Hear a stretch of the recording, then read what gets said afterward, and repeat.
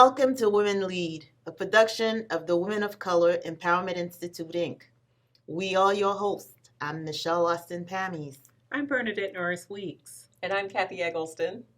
Today, we're calling this show the I'm Not Your Superwoman Show.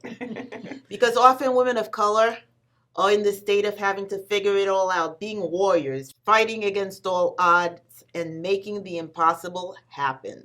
And this constant pull and tug, it sounds nice, but it does take a toll on your body and your mind. Alrighty, well, today we will be speaking with two special guests about what we commonly call the Superwoman syndrome.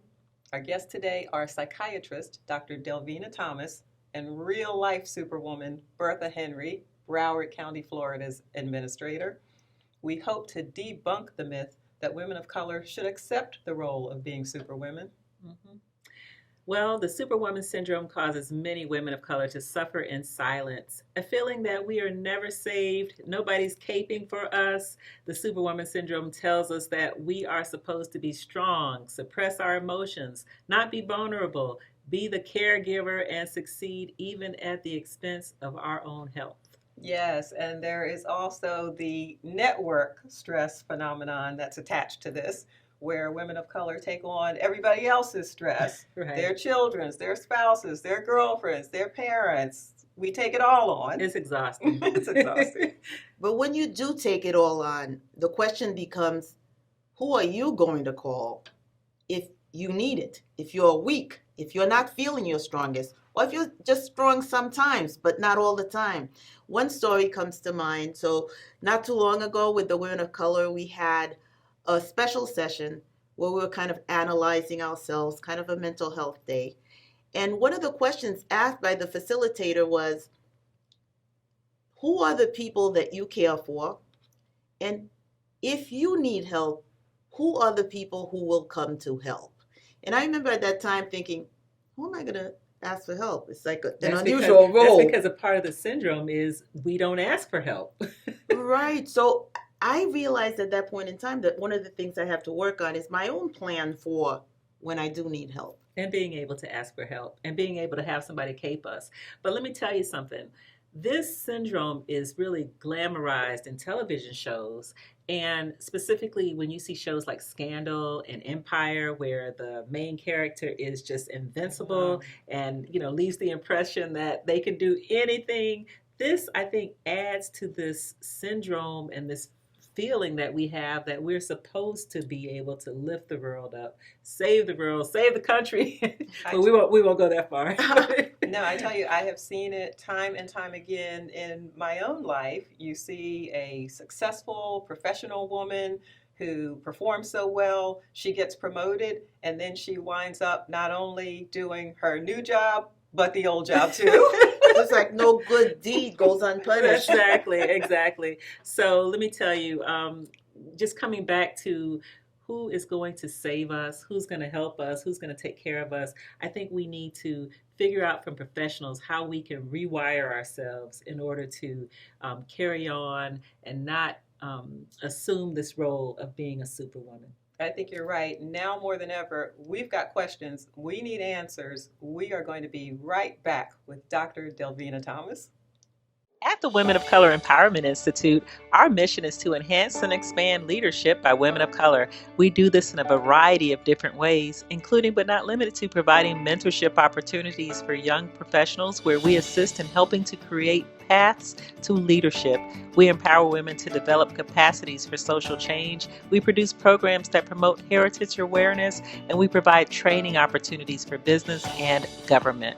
Our institute holds seminars focused on professional success techniques, and we host many other events such as our popular Advocates for Change and Leaders Connect. The Women of Color Empowerment Institute publishes a magazine called Women Lead. Our signature event is the Women of Color Empowerment Conference, a yearly conference where hundreds of leaders gather from all across the United States and beyond. To learn more about membership and how you can support our programs or be a sponsor of the Women Lead TV, visit us at nationalwomenofcolor.com. Again, that's nationalwomenofcolor.com. The law office of Austin Pammies Norris Weeks Powell is a full-service law firm practicing in the area of governmental law. including the representation of municipalities, civil litigation, personal injury, real estate, and corporate transactional matters. With over 100 years of collective experience, our attorneys are admitted to practice before state courts, federal courts, and the United States Supreme Court. We are conveniently located in downtown Fort Lauderdale and can be reached at 954-768-9770. Or for more information about the law firm of Austin, Pammies, Norris, Weeks, Powell, visit our website at apnwlaw.com. That's apnwlaw.com.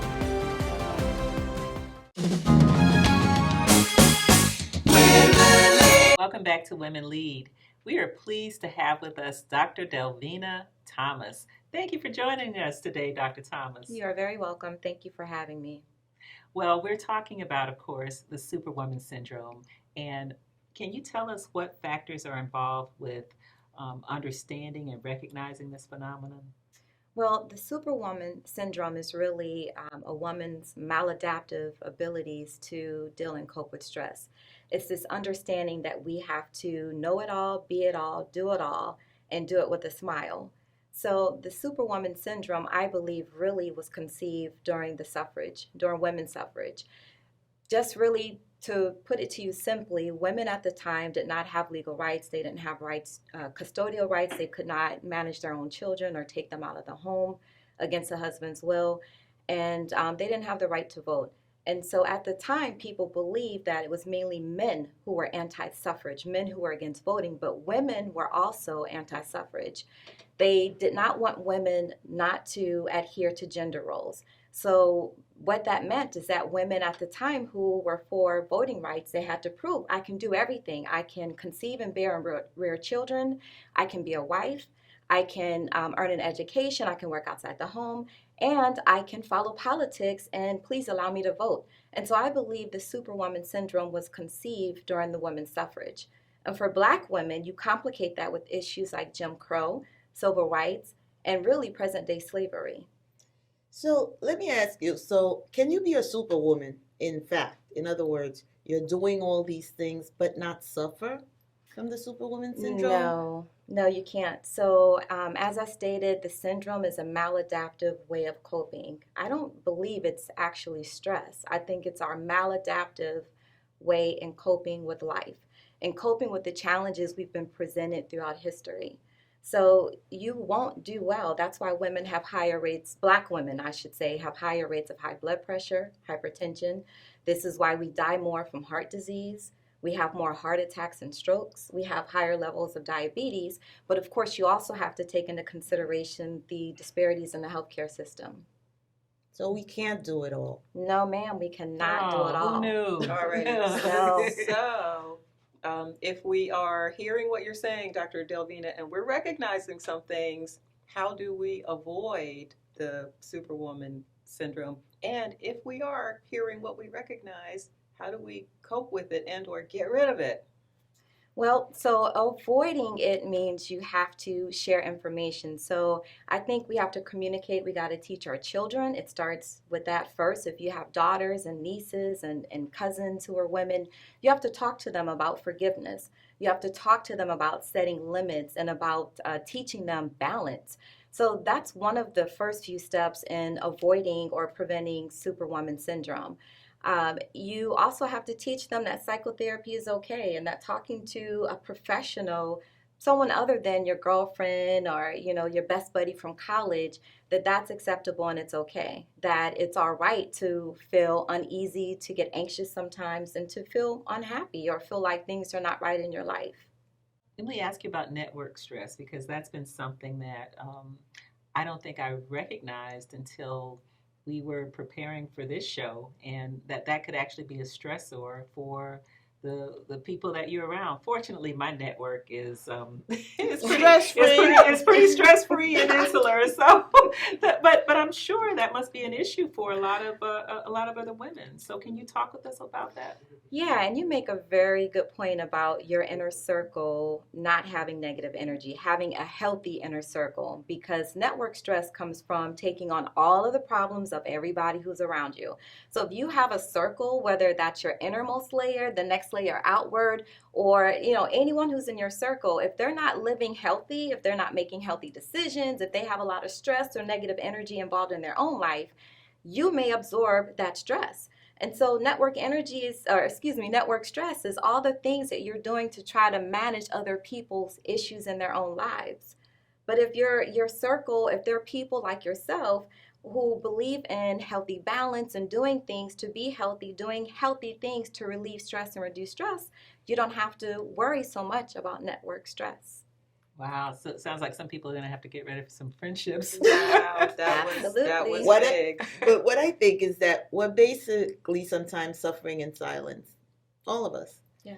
So it could be one of the elements is that we're not communicating what is in fact causing us to be overwhelmed. What can we do to recognize when the time is right to seek assistance or to offer assistance to someone else coping with this issue? Well, you must know yourself well, and you got to be honest with yourself. You have to be able to say to yourself, you're not well. You're not sleeping at night. You're waking up during the night. You're having a lot of arguments. You're not getting along with family members who you typically love and adore. So when you notice those things are changing in your life, you have to be able to be honest with yourself to say, okay, I may need to go and see someone. I may need to seek help. The thing about the Black Superwoman syndrome is that we have this obligation to pretend like nothing is wrong. We have an obligation to suppress our emotions. We also feel like we have to be motivated to do the most to achieve everything against all odds. So you have to be able to be accepting of your shortcomings and also notice when you're suffering, when you're drowning. And I think also as Black women, we get called upon to do so much in the family, whether it's in business, whether it's whatever it is, we're expected to know, to be on top of it, to make it happen. And that can sometimes just, like we said in the beginning of the show, it can really be exhausting. It takes a lot out of you. It's draining. It is. It's emotionally draining. Yes, I was just going to say, I'm reflecting on what you've been saying, and so I have to ask the question about self-worth and self-care.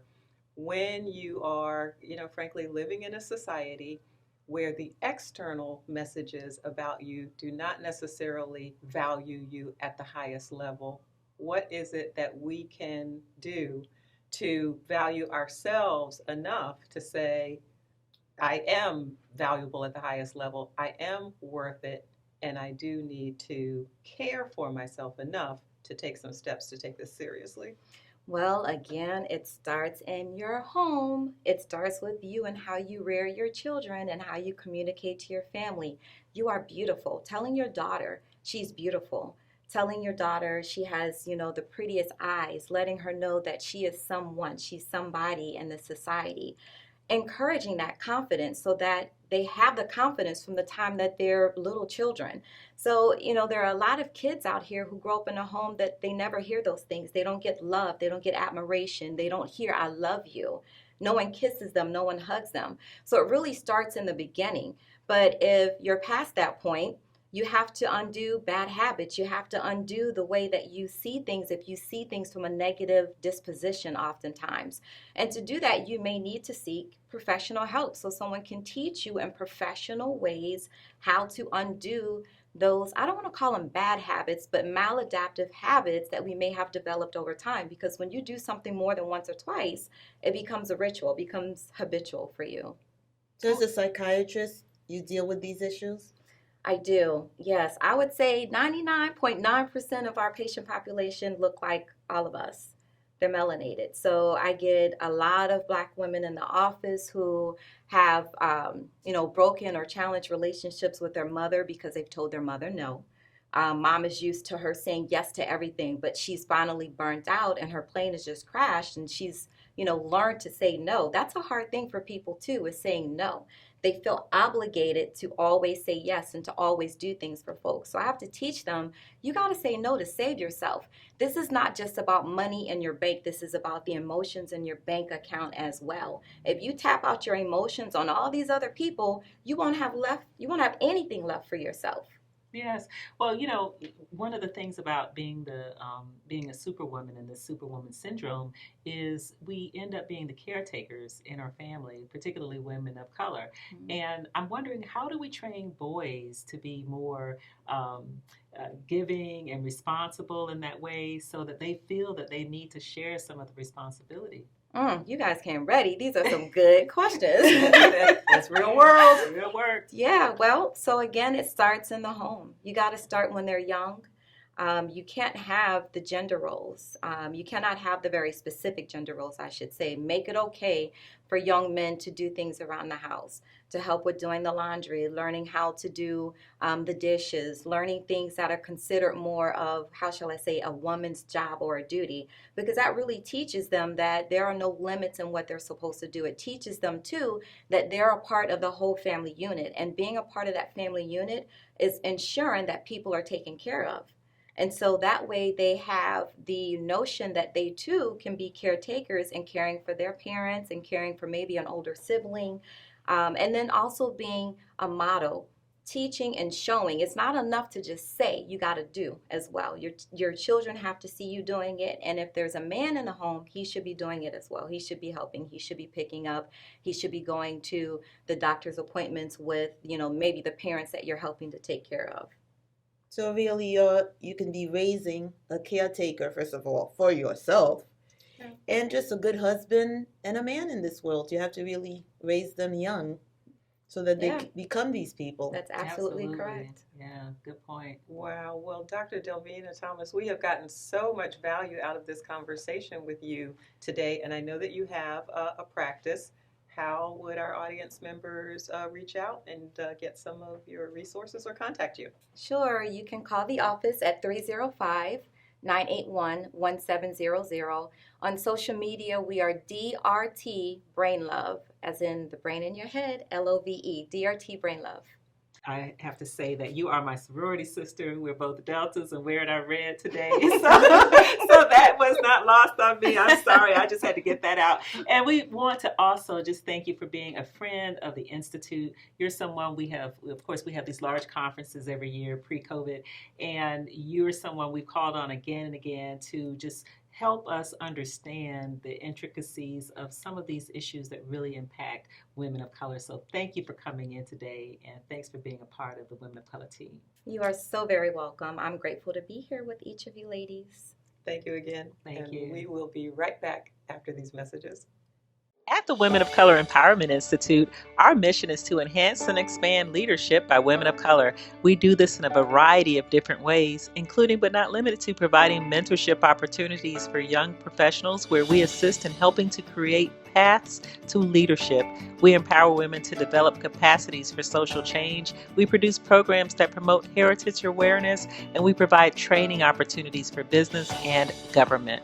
Our institute holds seminars focused on professional success techniques, and we host many other events such as our popular Advocates for Change and Leaders Connect. The Women of Color Empowerment Institute publishes a magazine called Women Lead. Our signature event is the Women of Color Empowerment Conference, a yearly conference where hundreds of leaders gather from all across the United States and beyond.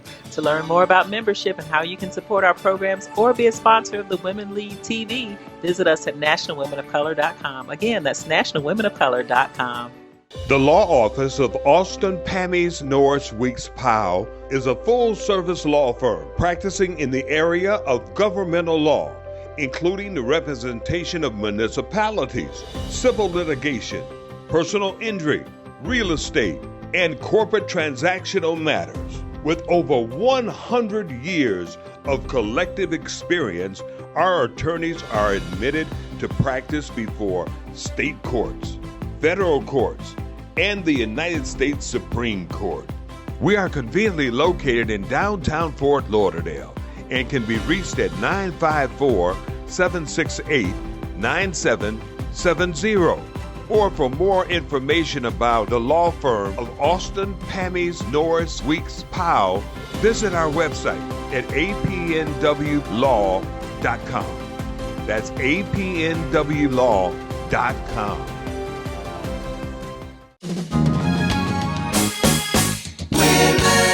Welcome back to Women Lead. We are pleased to have with us the amazing Bertha Henry, Broward County Administrator.